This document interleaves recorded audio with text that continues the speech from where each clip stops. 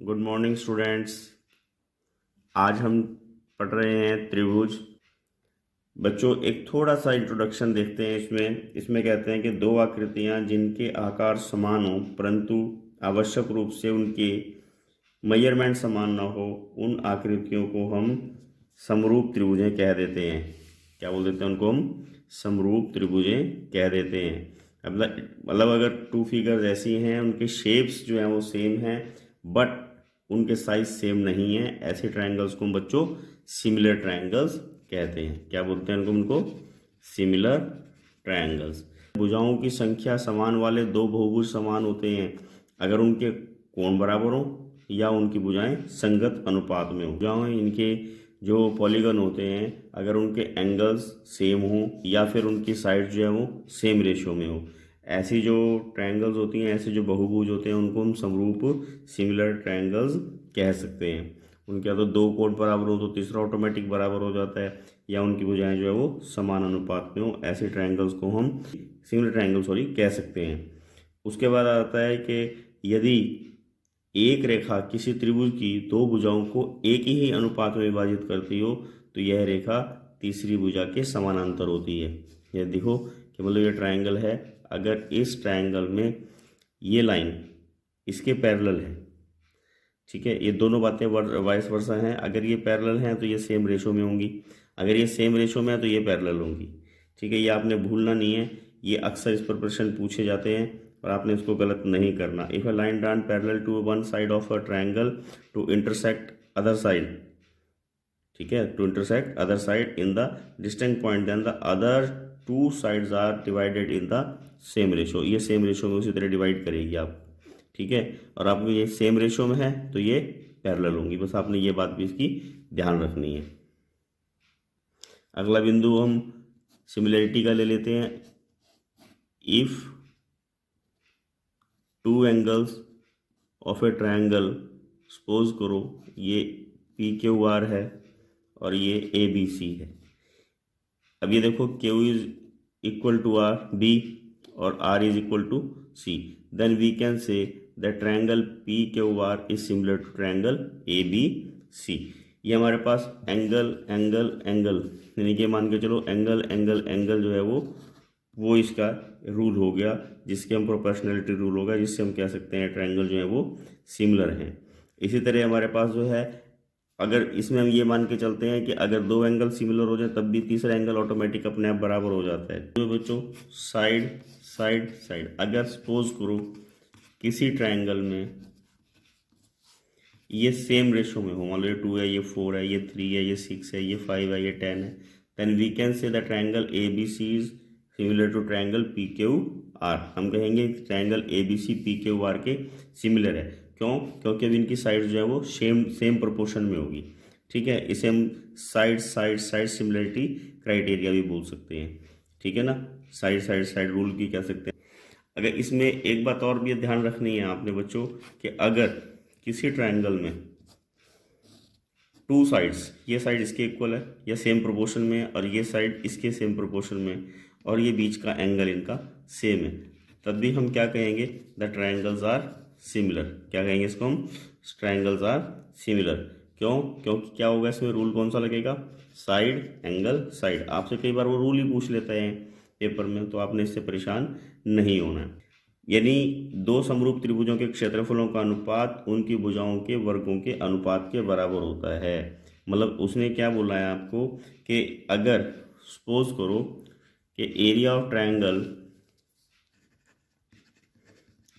A B C and area of triangle P Q R, अगर ये दोनों किसी त्रिभुज की ये दोनों ट्रायंगल्स जो है एरिया जो है वो समान हो, तो हमें क्या बताया उसने कि इनके क्षेत्र जो भुजाएं हैं, कोई सी भुजा ले लो, ए बी ले लो, ये पी क्यू ले लेते हैं, ए बी का स्क्वायर और ये पी क्यू, यानी कि संगत भुजाओं के वर्गों के अनुपात के बराबर होता है। जब क्षेत्रफलों का अनुपात होगा वही भुजाओं का अनुपात होगा, कोई सी भुजा हो सकती है।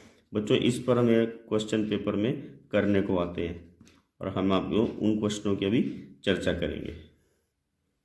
देखो बच्चों, पहला प्रश्न है सभी त्रिभुज समरूप होते हैं। ये प्रश्न हमने वो लिए हैं बच्चों जो पहले एग्जाम में आए हुए हैं।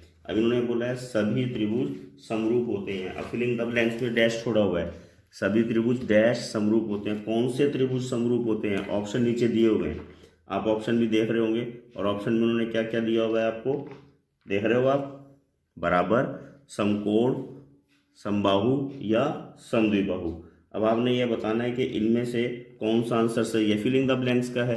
अब आप समबाहु त्रिभुज कौन से होते हैं? जिसकी सभी भुजाएं समान होती हैं। अब जिनकी सभी भुजाएं समान है वो इक्वल होते हैं। All dash triangle are similar.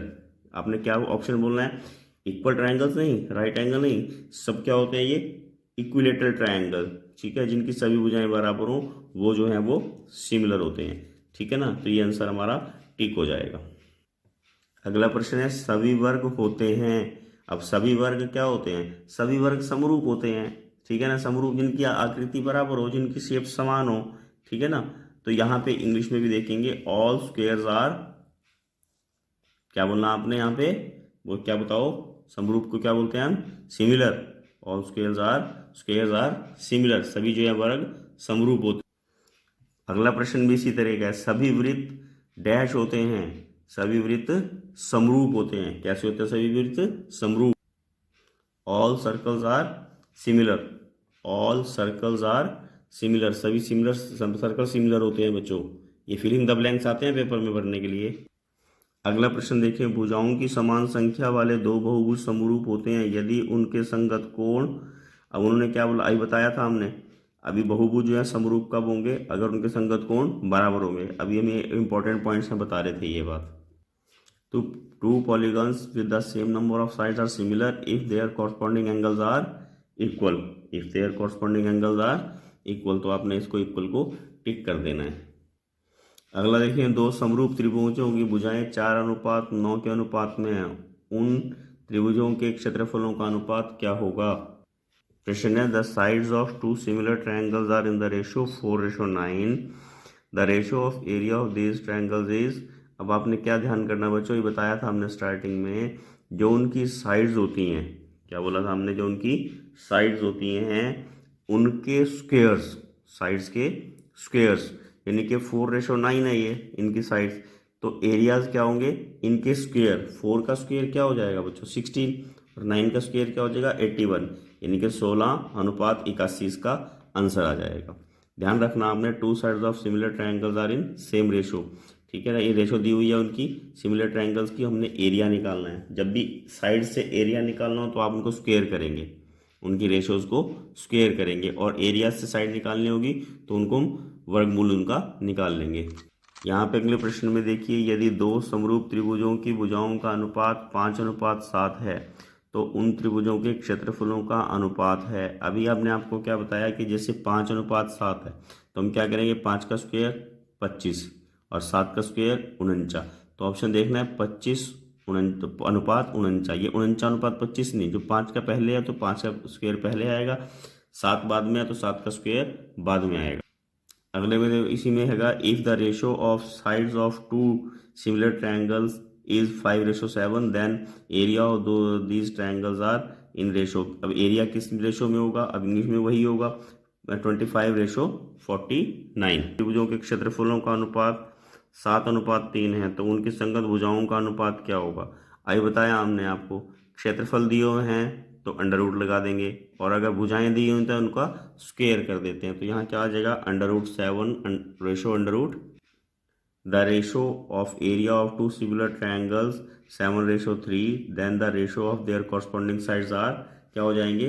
Ratio जो है उसकी, अनुपात जो है उसका क्या हो जाएगा बच्चों? अंडर रूट में आ जाएगा। क्या आंसर आ गया हमारे पास? √7 रेशो √3। अगला देखिए, यदि दो समरूप त्रिभुजों का क्षेत्रफल 36 मीटर स्क्वायर तथा 121 मीटर स्क्वायर क्षमता है तो उनकी संगत भुजाओं का अनुपात क्या होगा? अब भुजाओं का अनुपात निकालना है, तरीका वही है। आपको क्षेत्रफलों के अनुपात दिए हुए हैं, ये 36 दिया हुआ, 36 का वर्गमूल क्या होता है? 6। 36 का वर्गमूल क्या होगा? 6, और 121 का वर्गमूल क्या होगा? 11। तो उनकी भुजाओं का अनुपात क्या हो जाएगा?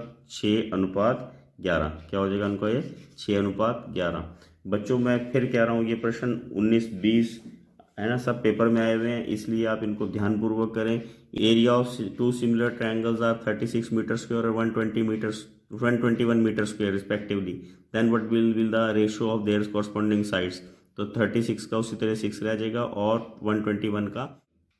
इसमें देखिए चित्र में A B parallel to Q R, A B जो है क्यू आर के पैरेलल है। अब इन्होंने दिया हुआ है कि ए बी जो है वो 3 है, इसको 3 लिख लेते हैं। क्यू आर जो है हमारी ए बी 3 है, उसको 3 लिख लेते हैं। और क्यू आर जो है कितनी दी हुई है 9, वो 9 लिख लेते हैं। ठीक है जी। पी आर टोटल उन्होंने 6 दी हुई है और पी बी निकालने को कहा गया है, इसको हम एक्स सपोज कर लेते हैं।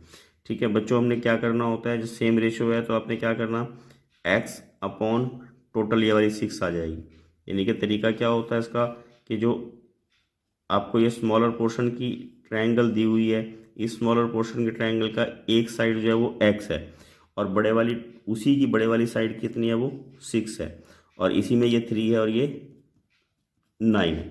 बस बच्चों आपने इसको क्रॉस मल्टीप्लाई कर देना, 3 इंटू 6 अपॉन 9। 3 से 3 इसको कैंसिल करेंगे, 3 के टेबल में गया और इसको यहाँ पे 2, तो आंसर क्या आ जाएगा हमारे पास 2 सेंटीमीटर। क्या आ जाएगा इसका 2 centimetre. In given figure A B is parallel to Q R, A B is equal to 3 centimetre, Q R 9 और P R 6 centimetre. A P B find out करना हमने, तरीका भी बता के हटे हम आपको, वही तरीका है कि जो ये ए बी जितनी इसकी वैल्यू दी हुई है ये अपॉन क्यू आर और दूसरी रेशो क्या आ जाएगी P B upon P R. ऐसे ही हमने यहाँ पे कैलकुलेट किया है। त्रिभुज ए बी सी तथा त्रिभुज डी ई एफ समरूप हैं। दो ट्रायंगल उन्होंने समरूप बताए हुए हैं। ट्रायंगल ए बी सी का क्षेत्रफल 16 सेंटीमीटर स्क्वायर और डी ई एफ का क्षेत्रफल 25 सेंटीमीटर स्क्वायर है। उसमें बी सी की एक भुजा दी हुई है, ई एफ निकालने के लिए कहा गया है। A B C and D E F are similar, the area of A B C is 16 centimetre square और area of triangle D E F is 25 centimetre square. तो बच्चों हमने भी आपको थ्योरम बताई थी, तो आपने क्या करना, area of triangle A B C upon area of triangle D E F is equal to, इनकी कॉरस्पॉन्डिंग साइड्स ले लेनी बच्चों आपने। जैसे ऊपर बी सी है तो बी सी का स्क्वायर और नीचे हमने फाइंड आउट क्या करनी ई एफ, तो ई एफ का स्क्वायर। इनका स्क्वायर आप ए बी सी का एरिया कितना दिया हुआ है 16, आपने 16 लिख लेना। इसका एरिया कितना दिया है 25 और 25 लिख लिया। बी सी ये 2.3 है तो 2.3 का स्क्वायर अपॉन हमने ई एफ फाइंड आउट करना है। बच्चों अब इसको आपको सॉल्व करने में अगर थोड़ी सी भी परेशानी लगे तो आपने क्या करना है, इसका स्क्वायर रूट निकाल लेना। तो क्या आ जाएगा, ये 4 का स्क्वायर और ये 5 का स्क्वायर इज इक्वल टू 2.3 का स्क्वायर और ई एफ का स्क्वायर, और क्या आ जाएगा ई एफ का स्क्वायर। बच्चों अब क्या करना, आपने सारे स्क्वायर अपने माइंड में डिलीट कर देने और आप सॉल्व करने के लिए उसका लिखोगे 4/5 is equal to 2.3 upon E F. आपने इसको क्या करना, अब क्रॉस मल्टीप्लाई करेंगे। क्रॉस मल्टीप्लाई में क्या करना, ये इधर चला जाएगा, 4 नीचे आ जाएगा। आप ये मान के चलो, आसानी से आसान तरीका। तो देखो हमारे पास थोड़ी सी जगह कम है यहाँ पे, E F 4 E F is equal to 2.3 into 5 और ई एफ कितना आ जाएगा 2.3 इंटू 5 अपॉन 4। इसको आपने कैलकुलेट करना और आप इसको आंसर निकाल लोगे। जब आंसर निकाल लोगे तो आप बेटे 2.875 इसका आंसर आएगा। कैलकुलेट आप खुद करो, ये थोड़ी सी।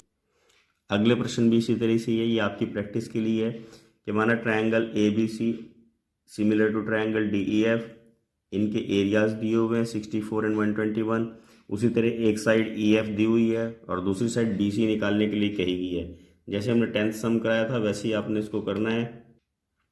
If triangle A B C similar to triangle D E F and area of this triangles are 64 and 121, एक साइड दी हुई है बच्चों आपको, सेकंड आपने इसमें निकालनी है। तरीका वही आपको बताया था हमने, 64/121 इज इक्वल टू, अब ई एफ दिया हुआ है, ई एफ जो है किसका है, यहाँ पे थोड़ा सा आपने ध्यान रखना है, ई एफ 121 का है क्योंकि ई एफ इसमें है। हम करेंगे ना area of A B C upon area of D E F is equal to B C का स्क्वायर अपॉन ई एफ का स्क्वायर। तो बी सी तो हमने निकालनी है, उसको एक्स मान लेंगे और नीचे ई एफ को 15.4 जो है वो नीचे की तरफ बेस में रख लेंगे। नेक्स्ट में देखो त्रिभुज ए बी सी तथा त्रिभुज डी ई एफ समरूप हैं। ये दोनों त्रिभुजें समरूप दी हुई हैं। यदि ए बी 19 सेंटीमीटर और डी ई एफ 8 सेंटीमीटर हो तो दोनों त्रिभुजों के क्षेत्रफलों का अनुपात क्या होगा। अभी हमने आपको बताया था जो उनके एरियाज होते हैं उनका हमेशा साइड्स का स्क्वायर करके जो है रेशो निकालते हैं। अब यहाँ पे हमारे पास AC दिया हुआ, AC 19 सेंटीमीटर स्क्वायर है और DF जो है 8 दिया हुआ है। तो 19 का स्क्वायर क्या आ जाएगा बच्चों, 361, और 8 का स्क्वायर क्या होता है, 64। बट यहाँ पे आपने ध्यान क्या रखना है, ऑप्शन में हमारे पास 64 कहीं पे भी नहीं है, और अगर ऑप्शन में 64 नहीं है तो इसका आंसर क्या होगा, नन ऑफ दीज। क्या आंसर होगा इसका, नन ऑफ दीज। यदि दो समरूप त्रिभुजों की भुजाओं का अनुपात 3:2 है तो इनके क्षेत्रफल, वही आपने क्या ध्यान करना, जब भी कभी एरिया का आपने वो निकालना है तो क्या करना, आपने साइड का स्क्वायर करना। क्या बताया मैंने आपको कि जब भी आपने एरिया का रेशो निकालना है तो एरिया के रेशो में आपने क्या करना, साइड का स्क्वायर कर देना। साइड का क्या कर देना बच्चों, स्क्वायर। और यहाँ पे कितना हो जाएगा साइड का स्क्वायर। अब उन्होंने आपको पजल करने के लिए इसको अंडर रूट में लिख दिया। आपने क्या ध्यान रखना, साइड का तो स्क्वायर करना है, तो 3 का 9 होगा, 2 का 4 होगा, आंसर आ जाएगा 9:4। अगले में देखो, त्रिभुज के युग्मों में से कौन सा त्रिभुज का युग्म जो है वो समरूप नहीं है। समरूप नहीं है बताना है आपने बच्चों। विच of the following pair of is not a similar. आपने सिमिलर के लिए क्या ध्यान करना, पहले इसकी थर्ड साइड निकाल लेते हैं, पहले कोई चेक कर लेते हैं। ये 70, ये 80, दोनों का सम कितना हो जाएगा, 150। 150 के बाद ये कितना बचेगा, अगर 180 में से घटाएंगे 30, तो यहाँ 30 दिया होगा, ये 30 है, ये 80 है, ये 30 है, ये 80, ये लिखिए, ये सिमिलर हैं क्योंकि एंगल्स उनके सिमिलर हैं, सेम हैंगे। अब नेक्स्ट में देखो,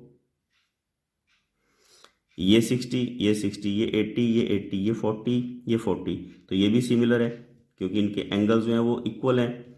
नेक्स्ट में देखेंगे, ये 2 है। अब आप ध्यान रखो, 2 के सिमिलरिटी में क्या मिल गया आपको, ये 4, 3 की सिमिलरिटी में क्या मिल गया, 6, और 2.5 की सिमिलरिटी में क्या मिल गया, 5। तो ये सेम प्रोपोर्शन में है इसकी साइड्स, तो ये ट्रायंगल भी सिमिलर होगी। ठीक है। अब नेक्स्ट पे आप ध्यान क्या करेंगे बच्चों, इसमें देखो 2 का जो अगर स्क्वायर देखा जाए तो वो क्या हो जाएगा, 4। इस साइड का स्क्वायर कहाँ पे है, ये 4।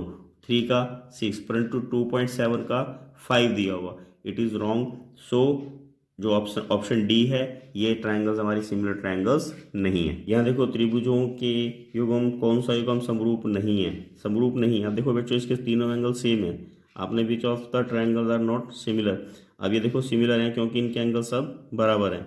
नेक्स्ट में क्या है, जो उनकी साइड्स हैं वो इक्वल प्रोपोर्शन में है। जैसे ये 2 है, ये 4 है, ये 3 का 6 हो गया, 2.5 का डबल जो है वो 5 हो गया, सभी जो है 1/2 के रेशो में है। नेक्स्ट में क्या है, आप क्या देख रहे हो बच्चों, ये 2 का स्क्वायर जो है, 2 को 2 से गुना करेंगे 4 आ जाएगा, 3 को 2 से गुना करा 6 आया, 2.7 को अगर 2 से गुना करेंगे तो 5 नहीं आता, तो ये सिमिलर नहीं है। हम अगला ऑप्शन भी एक बार चेक कर लेते हैं बच्चों। अब देखो, बीच के एंगल सेम है और साइडें इनकी सेम प्रोपोर्शन में है, तो ये भी सिमिलर है, तो एंगल हमारा सी जो ऑप्शन है वो सिमिलर नहीं है, वो आंसर आ जाएगा। अगले में देखो, यदि समरूप त्रिभुजों की भुजाएं 2:3 में तो क्षेत्रफलों का अनुपात ज्ञात कीजिए।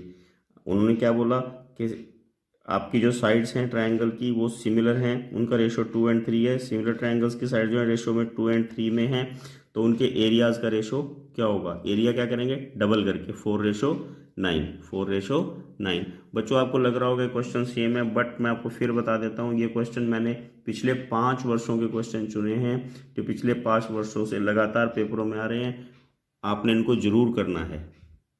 अगला देखो, यदि दो समरूप त्रिभुजों की भुजाओं का अनुपात 3:5 है तो उनके क्षेत्रफलों का अनुपात, एरियाज क्या होंगे बच्चों, उनके स्क्वायर कर देंगे। क्या करेंगे हम, इनके एरियाज में स्क्वायर कर देंगे। ठीक है ना। स्क्वायर में एरिया का स्क्वायर क्या होगा, 3 का स्क्वायर क्या होगा बच्चों, 3 का स्क्वायर 9 और 5 का स्क्वायर 25। इस थ्योरम पे आपको लगभग हर साल पेपर में प्रश्न आपको आया है। नेक्स्ट में देखो, यदि दो समरूप त्रिभुजों का क्षेत्रफल 4:5 में है तो उनकी संगत भुजाओं का अनुपात क्या होगा। If the ratio of area of similar triangles are 4 और 5। अब आपने क्या ध्यान करना, आपको यहाँ पे एग्जामिनर ने क्या पजल करने की कोशिश की, 4 और 5 दे के उसका जो है स्क्वायर करके दिखा दिया, क्योंकि आपको दिखता है इसका तो अंडर रूट नहीं निकलेगा। बट वहाँ पे आपने ध्यान क्या रखना, ये एरियाज का रेशो है, किसका रेशो है, ये क्षेत्रफल का, एरिया का रेशो है। तो जब भी आपने साइड का रेशो निकालना तो आपने क्या करना है, इसको स्क्वायर रूट करना, अंडर रूट कर देना आपने, अंडर रूट 4 और अंडर रूट 5। और अंडर रूट 4 की वैल्यू कितनी होती है, 2, और अंडर रूट 5 की नहीं निकलती, तो ये √5। तो आपके पास आंसर आ जाएगा 2:5, √5। ठीक है, आपने पजल नहीं होना, ध्यान से क्वेश्चन को पढ़ना है। जब भी एरिया का आपको रेशो दिया हो, साइड का निकालना हो, तो आपने अंडर लगा के उसका वर्गमूल निकाल लेना है। अगले में देखो, दी गई आकृति में ट्रायंगल DODC सिमिलर है ट्रायंगल OAB। आपको एंगल दिया हुआ है OBC 100 डिग्री और ODC 60 डिग्री। OAB निकालने को कहा गया है। अब बच्चों क्या बोलते हैं, देखो आपको क्या दिए हुए हैं, मैं एक बार दोबारा आपको बना के बताता हूँ। जब भी आपको ये ट्रायंगल सिमिलर्स दी हुई हो, तो आपने क्या ध्यान रखना, तो ये लाइनें जो है वो पैरेलल हो जाएंगी। क्या हो जाएंगी? ये पैरेलल। एंगल 1 जो है वो कितने का दिया है इन्होंने? 60 का। एंगल 1 कितने का दिया है? 60 का। हम इसको एंगल 2 मान लेते हैं, इसको दिया है इन्होंने 100 का। हम सबसे पहले क्या करते हैं, एंगल 3। अब आपको ध्यान होगा बच्चों, एंगल 1 एंड 2, 2 एंड 3 ये लीनियर पेयर हो गए, और इसमें ये 100 हैगा, तो एंगल 3 कितना आ जाएगा हमारे पास? मैं डायरेक्ट कर रहा हूँ थोड़ा, 80 का। कितना आ जाएगा? ये 80 का। अब आपको ये एंगल 1 जो है वो दूसरे के बराबर, अब यहाँ पे एंगल 1 60 का दिया हुआ है, तो हमें एंगल कौन सा निकालने को कहा है बच्चों? OAB। OAB ये वाला एंगल हमने फाइंड आउट करना है। नाम नहीं लिखे थे, पर आपने ये गलती नहीं करनी है बच्चों। ये एक जो है वो 4 के बराबर होगा, 5 हमने निकालना है। कोण 1 बराबर कोण 4, ये एकांतर कोण होते हैं, अल्टरनेट एंगल्स होते हैं। ये 60 आ गया। ठीक, फिर वही ट्रायंगल 1 2, ये आपके जो एंगल दिए हुए हैं तीनों, इन तीनों का सम जो है वो कितना होना चाहिए आपके पास? एंगल 3, एंगल 4 और एंगल 5, ये 180 होना चाहिए। 3 हमारे पास 80 आया था ऊपर, हमने निकाला है, और 4 जो है हमने कितने का निकाला था? 60 का। हम यहाँ से एंगल 5 फाइंड आउट कर सकते हैं। जैसे आप क्या करोगे, इन दोनों को प्लस करोगे, कितना आ जाएगा? 140, और 140 180 में से लेस कर देंगे, आंसर क्या आ जाएगा हमारे पास? 40। क्या आंसर आ जाएगा हमारे पास? 40। आपने आकृति में ट्रायंगल ODC सिमिलर है ट्रायंगल OAB। OBC 125 दिया है और ODC 70 दिया है। आपने इसी तरह क्या करना बच्चों, ये वाला एंगल निकाल लेना 180 में से लेस करके। जब इसको लेस करोगे तो ये 55 आ जाएगा, और ये वाला एंगल 70 के बराबर आ जाएगा, क्योंकि ये एकांतर कोण अल्टरनेट एंगल्स हो गए। ये 55 हो गया, ये 70 हो गया।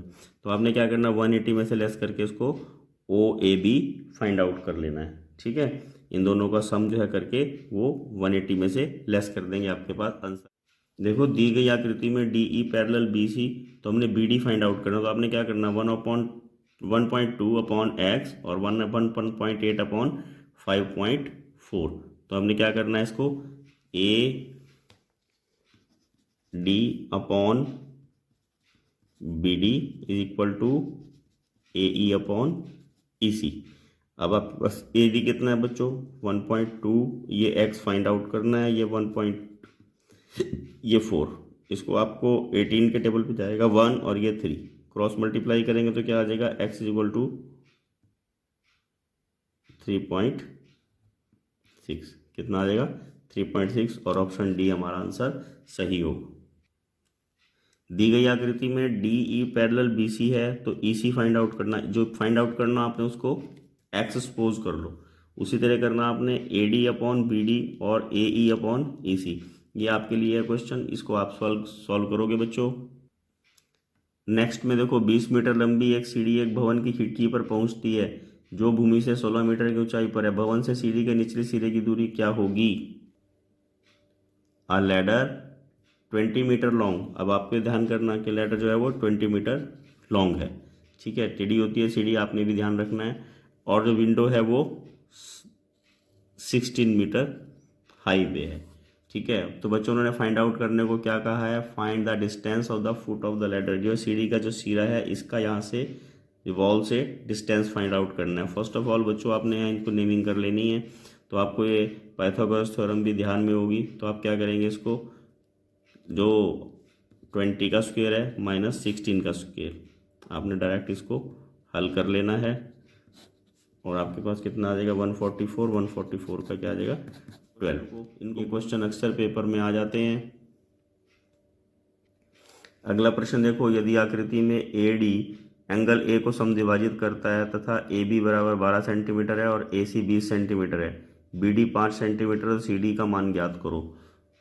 बच्चों यहाँ थ्योरम कौन सी लगती है कि कोई जो ट्रायंगल होती है, किसी भी कोण का समद्विभाजक, ये कोण है, इस कोण का समद्विभाजक, इसका जो बाइसेक्टर सामने वाली भुजा को उसी अनुपात में विभाजित करता है जिस अनुपात में शेष दो भुजाएं होती हैं।